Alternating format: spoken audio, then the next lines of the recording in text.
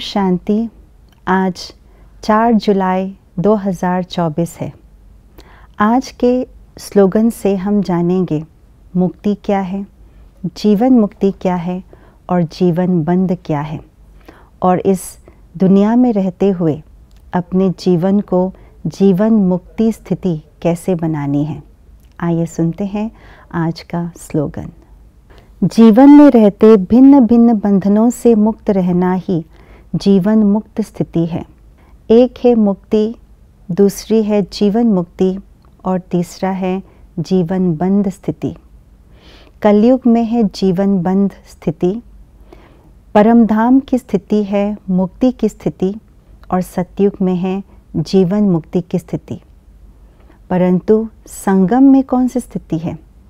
संगम के जीवन को कौन सी स्थिति कहा जाएगा? क्या जीवन बंध है या जीवन मुक्ति है? बाबा कहते हैं, इस संगम युग के समय पर बहुकाल से जिन्होंने जीवन मुक्ति का अनुभव किया है, अर्थात जीवन में रहते हुए जीवन के हर बंधन से मुक्त रहने का जो अनुभव किया है, उसका अभ्यास किया है, वही संस्कार, जीवन मुक्ति का संस्कार सतयुग में ले जाएगा और वही सतयुगी जीवन मुक्ति की स्थिति बनती है। तो ऐसे जीवन मुक्त स्थिति इस संगम युग में बने, इसके लिए क्या करना चाहिए? आज के स्लोगन में कहा है, भिन्न भिन्न बंधनों से मुक्त रहने को, जीवन के भिन्न भिन्न बंधनों से मुक्त रहने को जीवन मुक्त स्थिति कहा जाता है। अर्थात इस जीवन में अनेक प्रकार के बंधन हैं। शरीर के बंधन, मन के बंधन, अनेक प्रकार के बीमारी के बंधन, रिश्तेदारों के बंधन, धन के बंधन आदि आदि।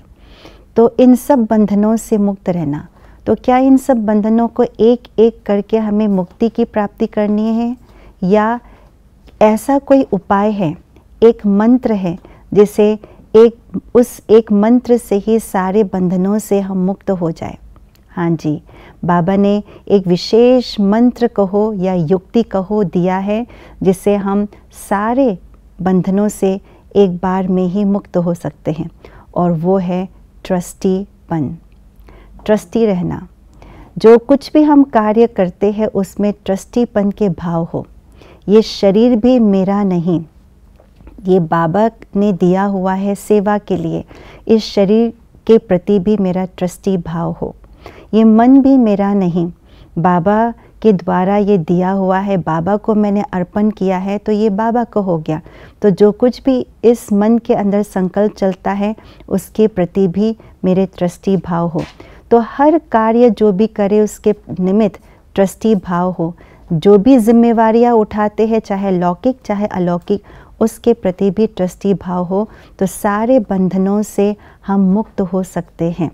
इसीलिए बाबा कहते हैं, सदैव करन करावनहार बाबा को याद करो, वो करा रहा है, मैं आत्मा इनके द्वारा कर रही हूँ।